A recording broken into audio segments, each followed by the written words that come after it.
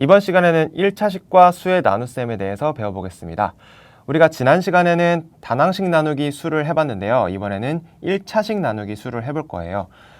분수꼴로 바꾸거나 분배 법칙을 이용하여 나누는 수의 역수를 곱한다. 단항식 나누기 수와 좀 비슷하죠. 그러면은 우리가 예제로 한번 살펴보면서 알아보겠습니다.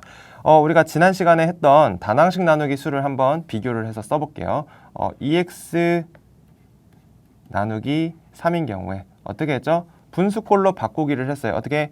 뒤에 있는 수는 분모에 써주고 앞에 있는 식은 위에 분자에 써줬습니다. 이렇게 해서 우리가 분수꼴로 바꿔서 썼는데요.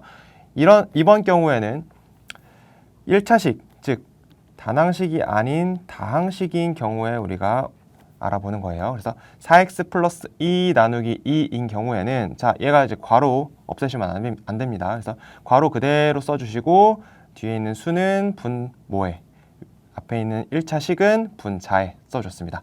그 다음은 우리가 이제 덧셈을 분수의 덧셈이니까 분해를 해서 2분의 4x, 2분의 2 이렇게 표현을 했고요. 그 다음 이제 숫자끼리 나누기 해서 약분해서 2x 써주시고 2랑 2 약분해서 1로 만들어줬습니다. 그래서 결과 2x 플러스 1을 얻었어요. 그래서 1차식 나누기 수인 경우에 분수꼴로 바꾸어서 우리가 하는 방법을 알아봤어요.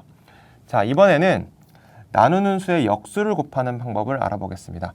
우리가 앞에서 단항식 나누기 수를 할 때 역수를 곱하는 방법을 했었는데요. 2x 나누기 3분의 2인 경우는 어떻게 했죠?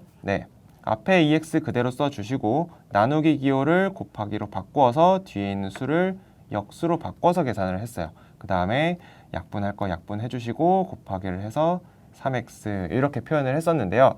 이번에도 마찬가지로 1차식인 경우에 나누기 2분의 1이네요. 그죠? 그럼 6x 플러스 3 그대로 써주시고 뒤에 있는 나누기를 곱하기 기호로 바꾸고 뒤에 있는 2분의 1을 역수로 바꾸어서 2로 바꿨습니다. 자, 이제 우리가 바로 앞에 했던 뭐예요? 1차식 곱하기 수인 경우죠. 그렇죠? 이런 경우에 어떻게 하기로 했죠?